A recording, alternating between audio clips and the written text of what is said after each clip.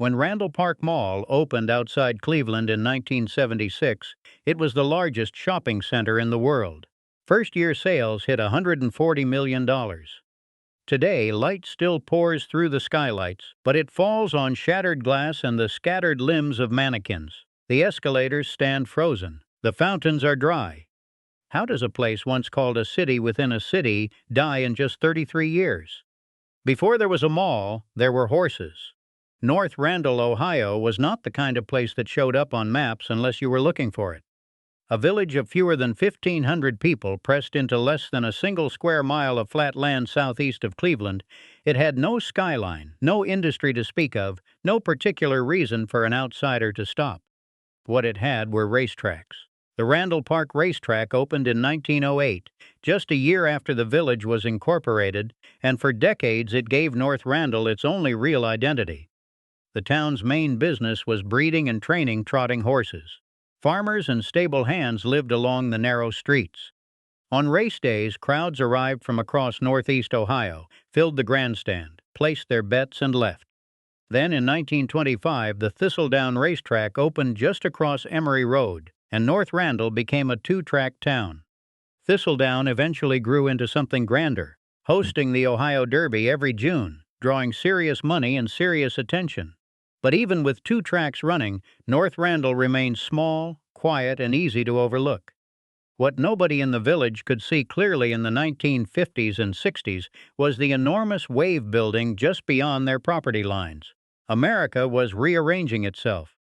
The Second World War had ended, and millions of returning veterans were buying homes, starting families, and moving out of the cities where they had grown up. The Federal Aid Highway Act of 1956 had unleashed a web of interstate highways that made it possible for the first time to live 20 or 30 miles from downtown and still get to work. Suburbs erupted across the country, and Cleveland was no exception.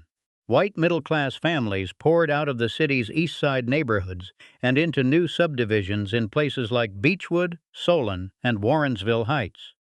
They wanted lawns, garages, and schools with smaller class sizes. What they did not want increasingly was to drive back into the city to shop. Downtown Cleveland was feeling the bleed. The old department stores along Euclid Avenue, names like Halley's and Higbee's and the May Company, had been anchors of city life for generations. But as the population shifted, their foot traffic thinned. Parking downtown was expensive and inconvenient. The streets felt less safe after dark. Retailers started looking at the suburbs and asking the question that would reshape American commerce for the next half-century. What if we brought the store to the customer instead of waiting for the customer to come to us? This was the landscape that attracted the developers. In 1966, a man named Dominic Visconsi proposed building a shopping center called Garfield Mall in nearby Garfield Heights. The plan was ambitious: heated underground parking, elevator and escalator access to anchor stores like JCPenney, Sears, and Higbee's. Voters in the area approved the project in 1968, and for a brief moment it looked like Garfield Heights would become the retail capital of Cleveland's eastern suburbs. But by 1971, word began to spread that a far more powerful developer, a man from Youngstown with deeper pockets and bigger plans, had his eye on the old Randall Park Racetrack just a few miles away. One by one, the anchor stores that had committed to Garfield Mall quietly withdrew their leases. Visconsi's project was scaled down and eventually abandoned. The department stores had made their choice. They were going with the man who promised to build them something the world had never seen. That man had been circling North Randall for over a decade. He had first tried to buy the racetrack in 1959, but his offer was rejected. He came back in 1960 and succeeded. Then he waited. For 3 years he studied the land, the traffic patterns, the demographics, the zoning codes. In 1964, he announced a plan for an $85 million single-level mall with 3 department stores and 80 smaller shops. It was a large project by the standards of the time, but it was not yet the thing he would eventually build. That plan would grow. It would double in size, triple in ambition, and take on a shape that no one in North Randall, and perhaps no one in the country, was fully prepared for. But before any of that could happen, the horses had to go. The grandstand had to come down. The dirt track where trotters had raced for more than half a century had to be scraped clean. North Randall was a village built on one kind of spectacle, and it was about to be demolished to make room for another. The man behind it all had not yet broken ground, but he had already changed the future of the town. His name was Edward de Bartolo. Edward John de Bartolo Sr. never knew his biological father. Anthony Paonessa, an Italian immigrant who had settled in Youngstown, Ohio, died before his son was born in 1909. His mother, Rose, remarried a man named Michael di Bartolo, another immigrant from southern Italy who worked as a paving contractor and stone mason. Edward took his stepfather's name and, as a teenager, took his first job transcribing construction contracts for a man who could not write English. It was not a glamorous beginning. Youngstown in those years was a gritty steel town, loud with furnaces and immigrant ambition, and the de Bartolo household was modest by any measure. But the boy was sharp, and his mother insisted he go to college. He enrolled at the University of Notre Dame and came out in the early 1930s with a degree in civil engineering. Then the world went to war, and de Bartolo went with it, serving in the Army Corps of Engineers. He came home in 1944 with a wife, Marie Montani, and a freshly incorporated company bearing his name. What he also carried was an instinct that would make him one of the richest men in America. Millions of veterans were flooding back into civilian life, marrying, having children, and doing something that had never happened at this scale before: leaving the cities. The suburbs were exploding outward along newly paved highways, and de Bartolo understood, earlier and more clearly than almost anyone in the construction business, that those families would need places to shop. Downtown was not going to work anymore. The future was out in the sprawl where the houses were. His motto, the one he repeated to anyone who would listen, was simple: stay out in the country, that is the new downtown. In 1948, he built Belmont Plaza, a strip-style shopping center on the outskirts of Youngstown. It was a row of stores with a parking lot in front, nothing more, but it worked. Customers came. Retailers paid rent as a percentage of their sales, and de Bartolo collected. He built another center, then another. By the 1950s, his company was one of the first in the nation to specialize in suburban retail development. By the 60s, he was opening 4 or 5 new malls a year. His brother Frank served as the company architect, designing each project in-house, keeping the money and the vision inside the family. De Bartolo was obsessive about control. He worked 15-hour days, 7 days a week. He once told his senior executives that his wife had never seen him lie down while the sun was up. By the mid-1970s, the Edward J.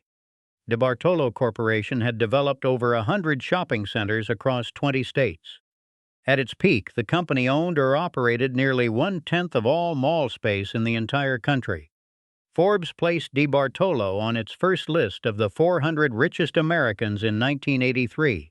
His personal fortune would eventually be estimated at more than $1.4 billion. He bought the San Francisco 49ers for his son and the Pittsburgh Penguins for his daughter. But for all the wealth and the sports franchises and the national reach, de Bartolo remained intensely private. He lived in a 12-room ranch house in Youngstown his entire life. He shunned interviews. He did not want to be famous. He wanted to build. And Ranch Park was the thing he wanted to build most. He had owned the racetrack land since 1960. And for over a decade he had been fighting to use it.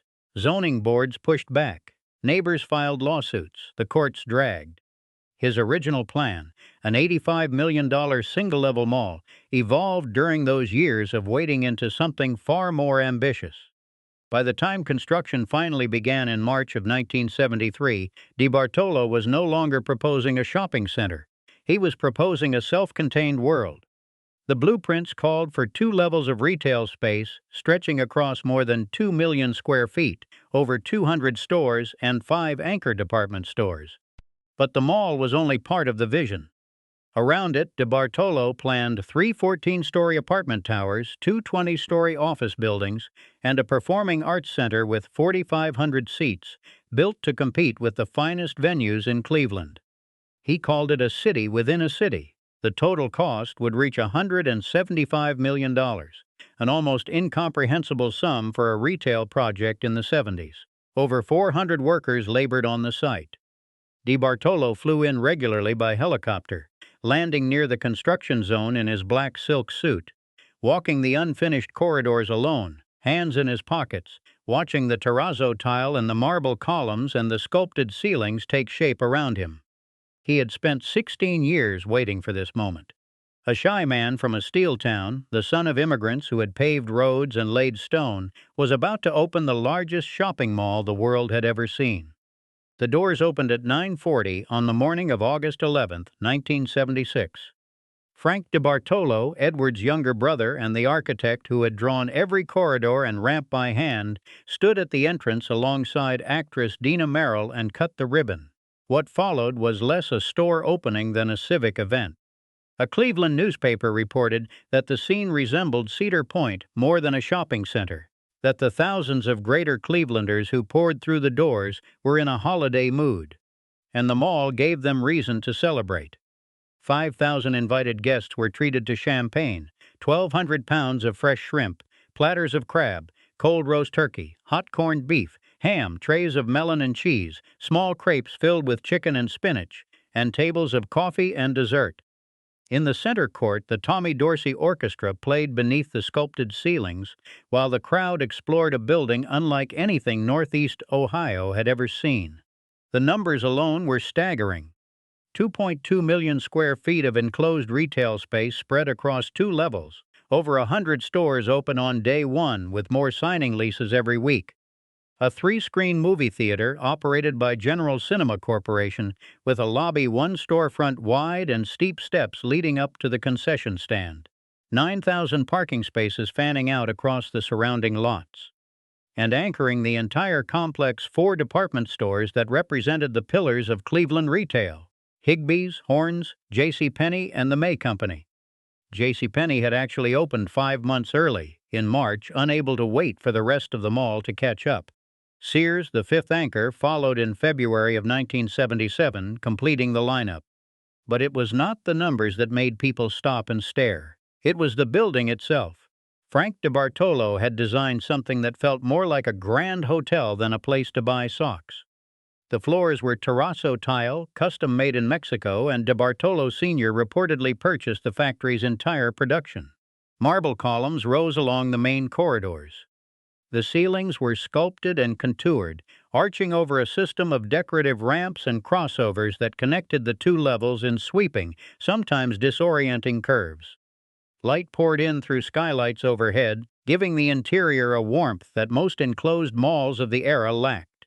A 10-story Holiday Inn stood on the property, ready to house visitors who came from far enough away to need a room. This was not a box with stores in it. This was a destination. The results were immediate and enormous. Collective first-year sales across the mall hit $140 million. Edward DeBartolo had told investors he expected the mall to draw 80 to 85,000 shoppers per day, and by most accounts it met that projection.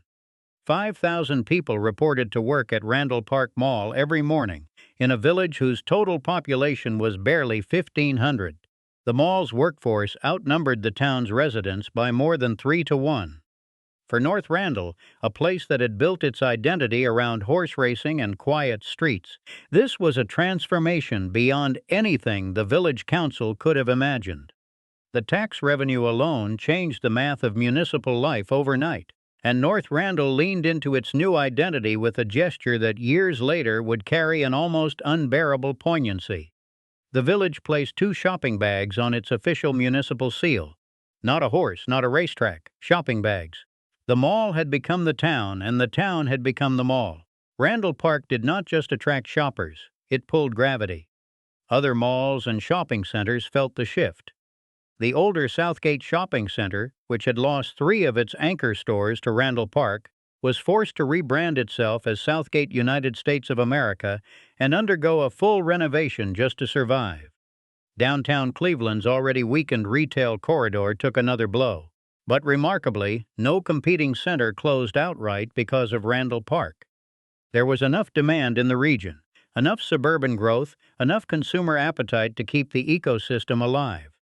For a few golden years in the late 70s and early 80s, Randall Park Mall sat at the top of a thriving retail landscape, the largest enclosed shopping center in the world, a place that people drove an hour to visit, not because they needed something specific, but because being there felt like participating in something modern and exciting and unmistakably alive.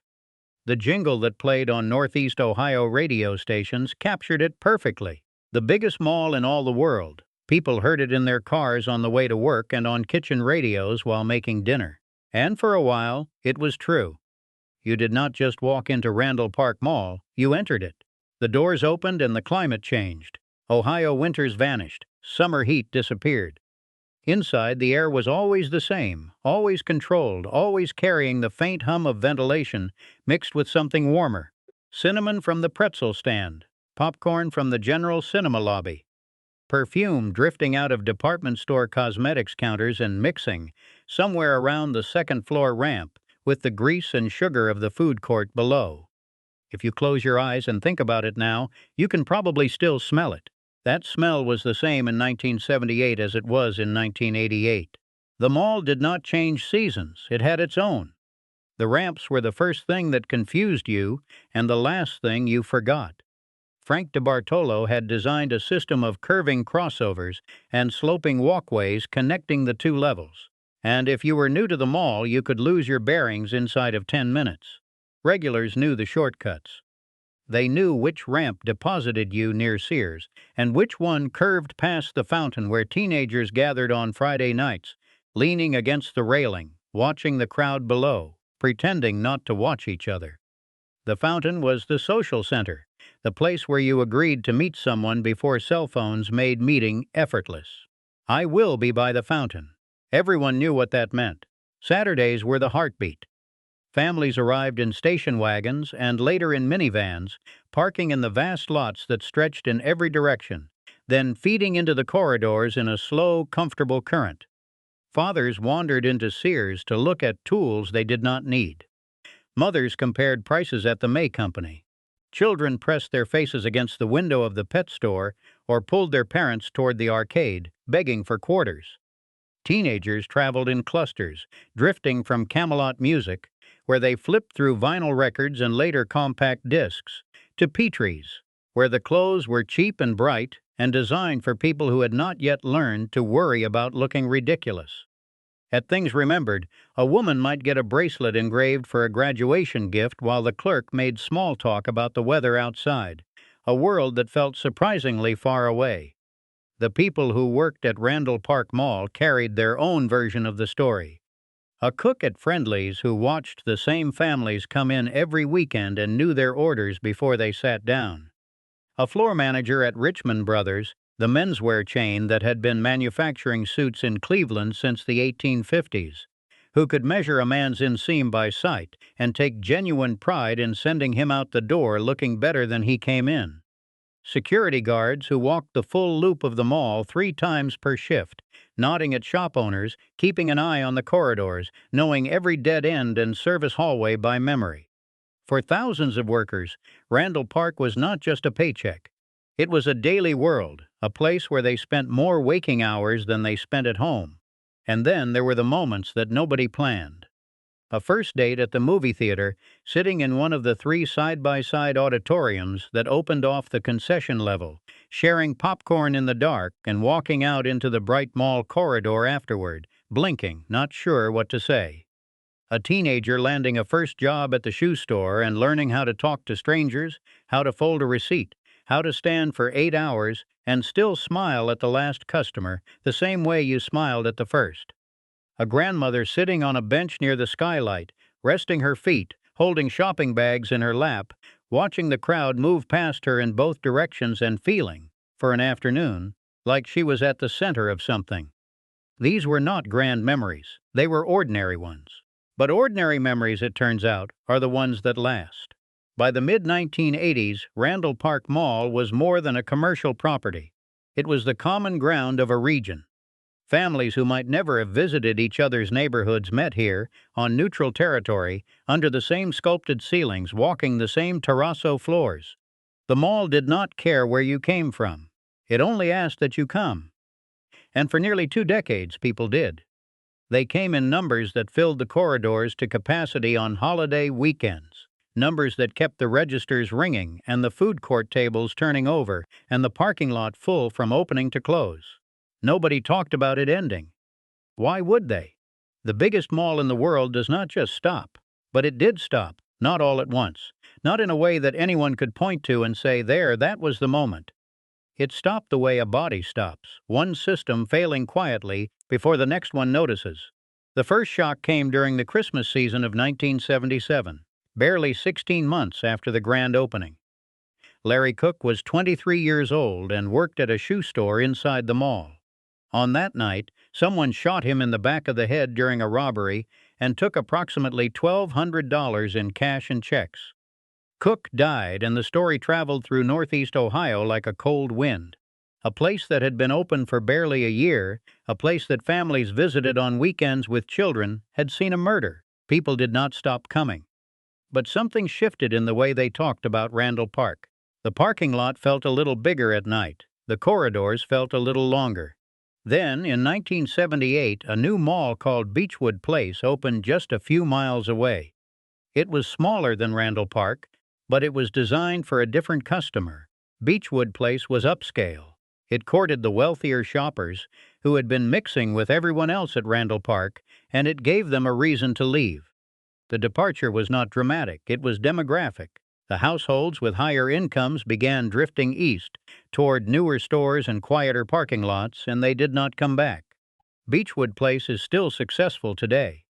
Randall Park would not survive to see its 40th birthday. Through the 1980s, the cracks widened in ways that were hard to measure but impossible to ignore. Car thefts became a persistent problem across the 9,000-space parking lot, a vast open expanse that was almost impossible to patrol effectively. Stories about muggings and violent incidents began to circulate, and as one former employee later recalled, perception in retail is truth. It did not always matter whether a story was accurate. What mattered was that people repeated it, and each repetition made the mall feel a little less safe. In 1987, 8 teenagers smashed the window of a jewelry store in an attempted robbery and were caught. On a separate occasion, roughly 150 young people stampeded through the mall for reasons that were never fully explained. These incidents made the news, and the news made the reputation, and the reputation pushed another layer of shoppers toward other options. What was happening inside Randall Park was inseparable from what was happening outside it. Northeast Ohio in the 1980s was deep in the Rust Belt collapse. Steel mills that had powered Youngstown and Cleveland and the towns between them were shutting down. Factory jobs disappeared by the thousands. The communities surrounding Randall Park, places like Warrensville Heights and the eastern suburbs of Cleveland, were undergoing a painful demographic transition. As the middle-class population shifted, the customer base that had powered the mall's first decade began to erode. The shoppers who remained were spending less.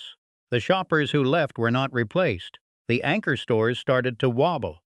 Horns, one of the original 5, closed its Randall Park location after a complicated chain of acquisitions involving Dillard's department stores.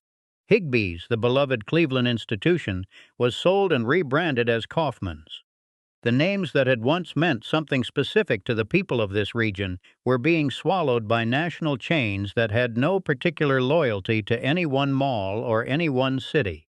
When a department store chain based in Arkansas or Texas decided to close underperforming locations, it did not think about what that store meant to the community around it. It looked at a spreadsheet and made a call. And then, on December 19, 1994, Edward DeBartolo Sr. died of pneumonia at his home in Youngstown. He was 85 years old.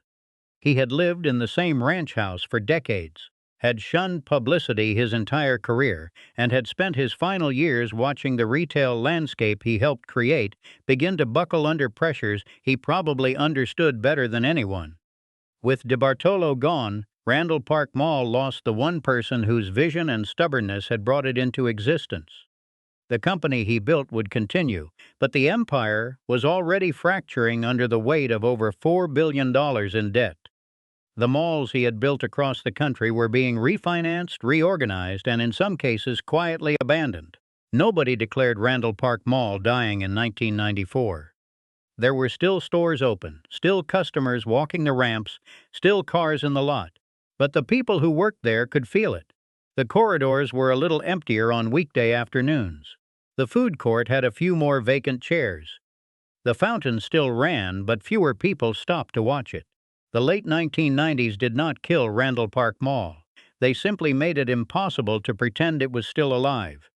Consumer habits were shifting beneath the feet of every indoor mall in America. Warehouse clubs like Costco and Sam's Club were pulling price-conscious shoppers away from department stores. Big box retailers like Walmart offered convenience that a two-level enclosed mall could not match. Outdoor lifestyle centers, designed to look like quaint small-town main streets, were attracting the same families who once spent their Saturdays walking the ramps at Randall Park. And quietly in the background, the internet was beginning to change how people thought about buying things altogether. Randall Park was built for a world where driving to a massive building to browse was the best option available. By the end of the decade, that world was disappearing. JCPenney was the first anchor to formally break.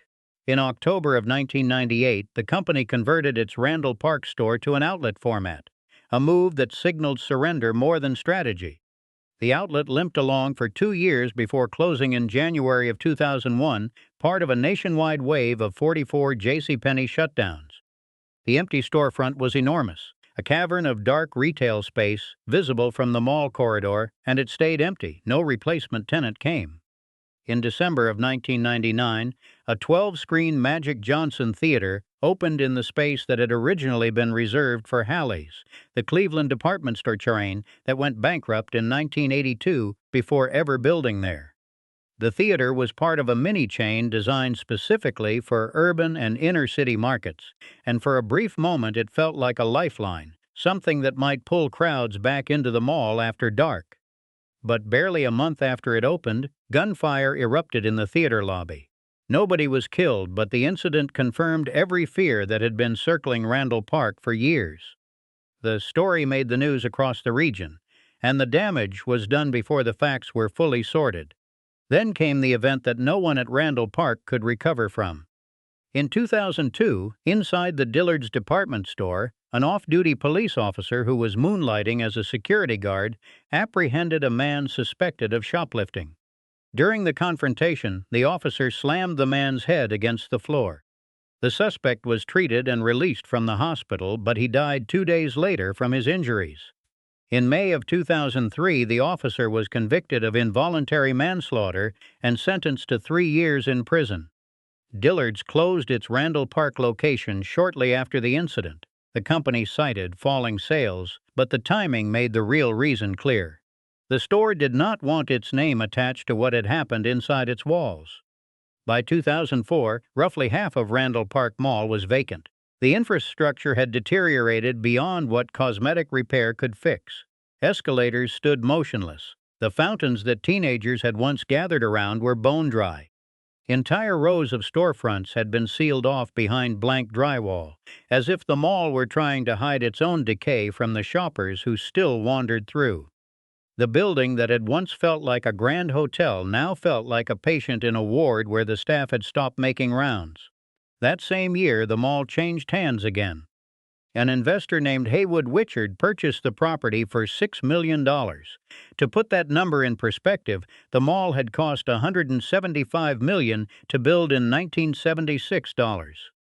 Wichard's purchase price was roughly 3 cents on the original dollar. He would later default on more than $200,000 in unpaid property taxes. The final anchors fell in sequence, like pillars giving way. Kaufmann's was absorbed into Macy's in 2006, and in December of 2007, Macy's announced it would close the Randall Park location. Its last day was February 16, 2008. In May of that year, North Randall's Mayor David Smith announced that Wichard Real Estate had decided to close the mall entirely. The remaining small tenants were told to leave or relocate. Sears, the last department store standing, The one that had opened months after everyone else back in February of 1977 announced its own closure in February of 2009.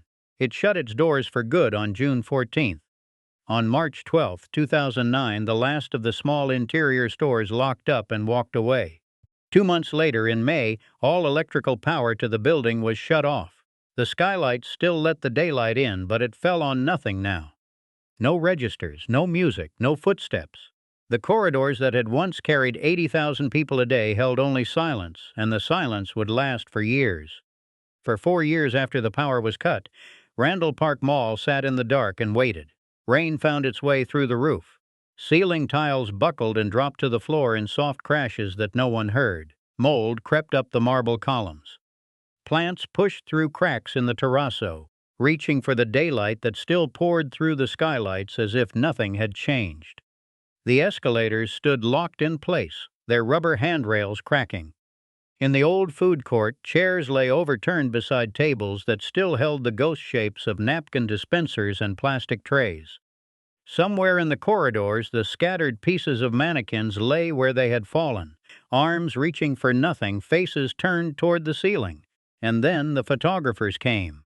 Between 2013 and 2015, a Cleveland-based artist named Johnny Jew walked through the abandoned mall with a camera and documented what he found. His images, published in a BuzzFeed article on dead malls in 2014, circled the globe. Millions of people who had never set foot in North Randall saw the skylights and the wreckage beneath them, the frozen escalators, the strange beauty of a building that was rotting in slow motion. Matthew Christopher, the photographer behind the project Abandoned America, spent extensive time inside the mall during its final months. He described a thin, barely visible cloud formation hanging between the first and second floors, a surreal detail that belonged more to a dream than a shopping center. On one visit, a groundhog charged directly at him through an empty corridor, startling them both. Christopher later wrote that few of the places he had documented felt as personally close as Randall Park, because the indoor mall at its peak was not someone else's past, it was his own. Photographer Seth Lawless included the mall in his book about the collapse of American shopping centers, and his images added another layer to what was becoming a national symbol. Randall Park was no longer just a dead mall. It was the dead mall, the one that people referenced when they talked about the end of an era. Demolishing it was more complicated than anyone expected. When Industrial Realty Group purchased the property in 2014 for $375,000, a price that would not buy a modest house in many American suburbs, they discovered what decades of separate ownership had created. The mall itself could be bought, but the anchor stores had been built and owned independently. Each one belonged to a different entity, and each entity had its own timeline and its own interests. As one person involved in the process explained, you can buy the mall, but you still do not own the anchor stores, and the speculators who hold them want to see your plans before they consider an offer. Demolition began on December 29, 2014, starting with the former Higbee's building that had become Dillard's. The wrecking crews worked through the winter, tearing down the interior of the mall section by section. Burlington Coat Factory, one of the last tenants with exterior access, closed in January of 2015. By that summer, only the hollow shells of the anchor buildings remained standing. Then, on the night of May 5, 2016, flames consumed the old Magic Johnson Theater. The North Randall Fire Department and 5 surrounding agencies responded. The fire was ruled arson. Someone had set a match to the last piece of entertainment that Randall Park had ever offered. And then came the twist that no screenwriter would dare invent. In the summer of 2017, reports surfaced that Amazon, the online retailer whose growth had helped make enclosed malls obsolete, was considering the site of Randall Park Mall for a new fulfillment center. On August 25th, it became official. Amazon would demolish the remaining anchor buildings and construct an 855,000-square-foot warehouse on the same ground where Edward DeBartolo had once served champagne and shrimp to 5,000 guests. The project would bring 2,000 full-time jobs to North Randall, a village that by then had fewer than 1,000 residents, a median age above 50, and a per capita income hovering just over $20,000. Mayor David Smith told reporters he was lost for words. The fulfillment center opened in 2018. It cost $177 million to build, almost exactly what the mall had cost 4 decades earlier. Inside, workers in fluorescent vests move between towering shelves of inventory, scanning barcodes, packing boxes, feeding a system designed to deliver products to front doors so that people never have to leave their homes to shop. The place where a region once gathered to buy things together became the place from which things are shipped to people, alone, one box at a time. Randall Park Mall's old slogan was much more than everything. In the years when the stores were full and the corridors hummed, it was the kind of line you read on a banner and forgot by the time you reached the food court. But standing on that ground now, looking at the Amazon fulfillment center that rose from the same earth where the marble columns once stood, the slogan reads differently. It was not advertising. It was, without meaning to be, the most honest thing the mall ever said about itself, because Randall Park was never really about shopping. Shopping was the reason people gave for going, the thing they told themselves on the drive over. But what they found when they arrived was something harder to name and harder to replace. It was proximity.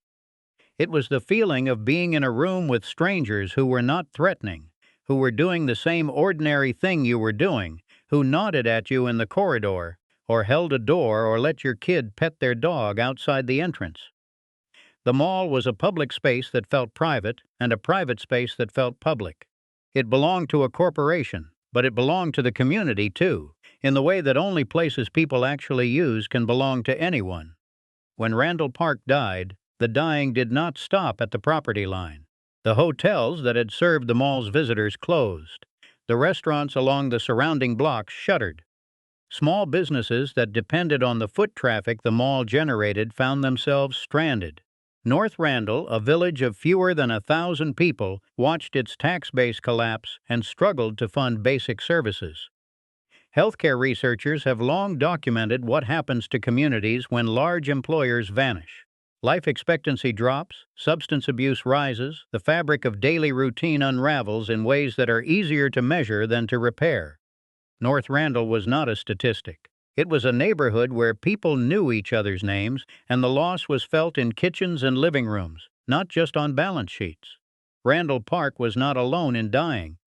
Across Northeast Ohio, mall after mall followed the same trajectory: Euclid Square, Rolling Acres, Severance Center, Westgate. Each one had its own story, its own timeline, its own combination of anchor departures and demographic shifts and management failures. But the pattern was unmistakable. The malls that served affluent communities survived. The malls that served working-class and middle-class communities, the ones in neighborhoods where the Rust Belt had hit hardest, did not. The market did not kill all malls equally. It killed the ones whose customers could least afford to lose them. And here is the part that is hardest to say out loud. America spent the second half of the 20th century building shopping malls to replace the downtowns it was abandoning. Edward DeBartolo understood this better than almost anyone. "Stay out in the country," he said. "That is the new downtown." And for a generation, he was right. The malls became the town squares of suburbia, the places where communities gathered, where teenagers learned to navigate the world, where elderly couples walked laps on winter mornings because there was nowhere else indoors that was free and safe and warm. The malls did what downtowns used to do. They held people together. Then America abandoned the malls too. And this time it did not build a replacement. Online shopping delivers packages but not proximity. Social media connects people, but not in the way that standing next to someone at a fountain does. The community functions that the mall performed, the ones that had nothing to do with buying a pair of shoes or a pretzel, were never transferred to a new institution. They simply evaporated. Nobody was assigned to notice, and almost nobody did. North Randall's municipal seal still carries 2 shopping bags. It is a small detail, the kind of thing you would miss unless someone pointed it out. But it tells the whole story if you let it. A village that once defined itself by a racetrack redefined itself by a shopping mall. And now the mall is gone, and the racetrack is gone, and what remains is a warehouse where people you will never meet pack boxes for people they will never meet. The seal endures because nobody has changed it, or maybe because nobody knows what to change it to. Edward de Bartolo called his mall a city within a city. He was not wrong. Cities rise and cities fall, and what they leave behind is not the buildings. It is the memory of what it felt like to be inside them, surrounded by other people, part of something you did not have to earn or apply for or log into. You just showed up. The doors opened, and for a while you belonged.